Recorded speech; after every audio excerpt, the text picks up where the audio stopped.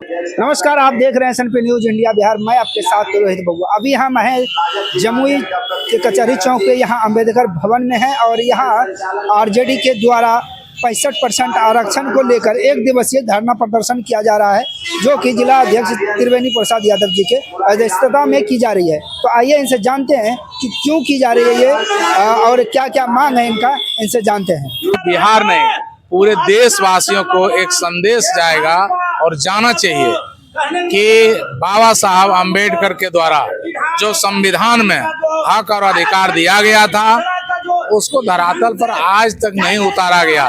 राष्ट्रीय अध्यक्ष श्री लालू प्रसाद यादव जी के नेतृत्व में और महागठबंधन की जब सरकार बनी, माननीय मुख्यमंत्री श्री नीतीश कुमार जी और उप मुख्यमंत्री श्री तेजस्वी यादव जी, उस समय ही जो है जातिगत जनगणना कराया गया और लगभग उस जातिगत जनगणना में सरकार का 500 करोड़ सरकारी रुपये खर्च किया गया, जिसमें कहा गया कि जिसका जितना हिस्सेदारी उसकी उतनी भागीदारी।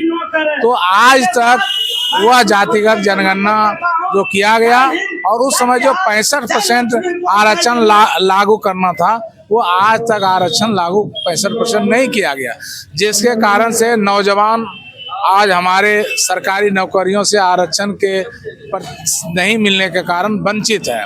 इसके लिए बिहार के भावी भविष्य आदरणीय तेजस्वी यादव जी के नेतृत्व में पूरे बिहार में आज आरक्षण लागू करो, इसके लिए एक दिवसीय धरना है और एक दिवसीय धरना का ज्ञापन जिलाधिकारी महोदया के द्वारा महामहिम राज्यपाल को भेजा जा रहा है। क्या कहेंगे, ये जो मांग है आपका सरकार से मांग है या कोर्ट से मांग है? देखिए, कोर्ट में सर्वोच्च न्यायालय के द्वारा भाजपा के कूटनीति के कारण रोक लगा दिया गया, लेकिन सरकार सुप्रीम कोर्ट में अपील नहीं की। सरकार को चाहिए था कि सुप्रीम कोर्ट में अपील करते कि आरक्षण लागू किया जाए, इसलिए सरकार से हम मांगते हैं।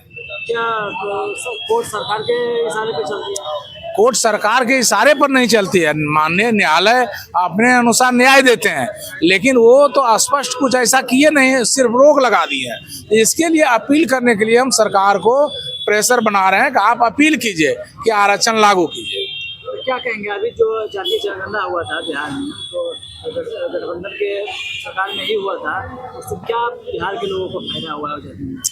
जातिगत जनगणना में आप लोग को भी फायदा होगा, पूरे बिहार वासियों को फायदा होगा कि आरक्षण जब लागू होगा तो सरकारी भी जो नौकरी है और जो सरकारी लाभ है उसको लाभ मिलेगा। आज लिखा हुआ है कि वंचितों ने भरी हुंकार, गद्दी छोड़ो, गद्दी दो अधिकार। क्या कहेंगे इसके लिए? वही तो आरक्षण हुआ ना, वंचितों ने भरी हुंकार, गद्दी दो।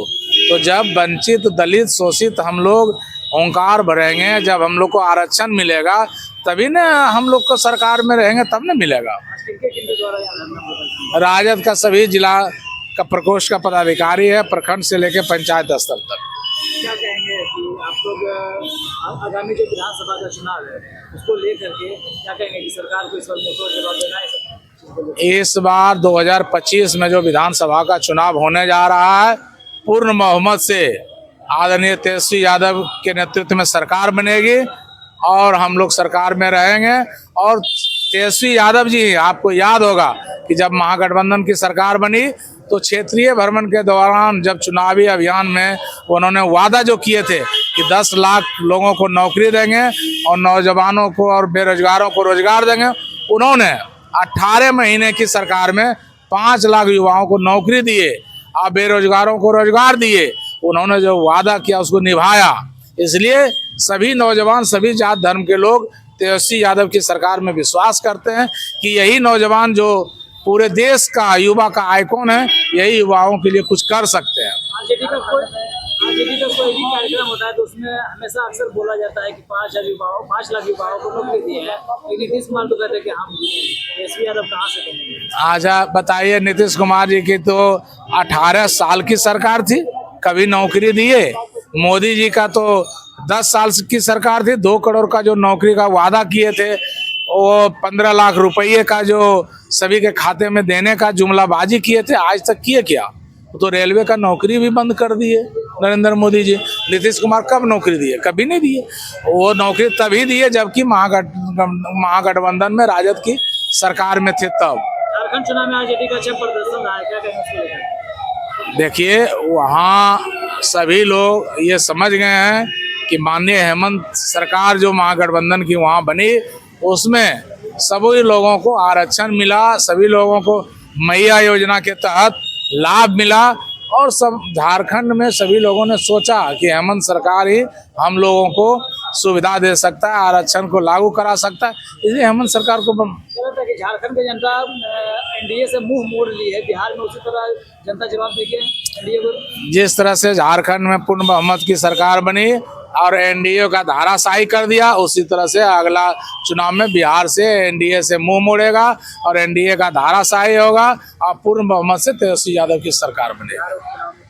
बिहार उपचुनाव में एनडीए का काफी अच्छा प्रदर्शन रहा है, आरजेडी को थोड़ा सा झटका लगा। उपचुनाव में सरकार चुनाव लड़ी और काफी गद्दारी की। आप जानते होंगे पिछले विधानसभा में भी 19 सीटों पर किसी को 13 वोट से, किसी को 17 वोट से प्रशासन के द्वारा ये सरकार हराया।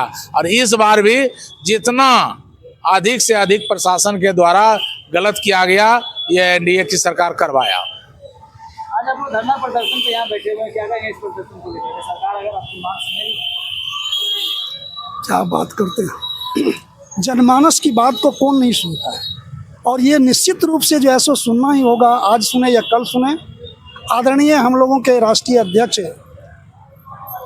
लालू प्रसाद यादव जी का हुंकार है और वीर पुरुष शेरे बिहार आदरणीय पूर्व उप मुख्यमंत्री और प्रतिपक्ष के नेता तेजस्वी यादव जी का आह्वान है।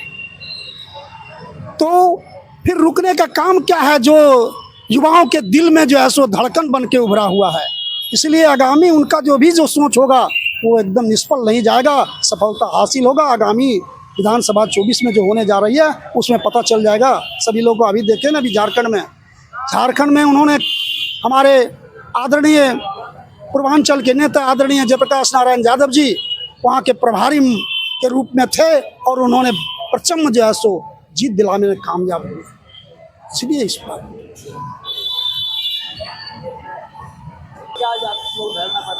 आज हम लोग भारतीय संविधान दिवस के उपलक्ष्य पर हम लोगों ने पिछले महागठबंधन की सरकार थी, उस सरकार में आर्थिक आधार पर, सामाजिक आधार पर, शैक्षणिक आधार पर जिसने आरक्षण को विधानमंडल से पास करके 65% लागू किया, उस आरक्षण को भाजपा के आरएसएस के लोग की तरह साजिश करके सुप्रीम कोर्ट से वंचित करने का काम किया है। हम तब तक लड़ाई लड़ते रहेंगे तब तक दलित, पिछड़ा, अल्पसंख्यक की आरक्षण 65% लागू नहीं होती है। इसी के साथ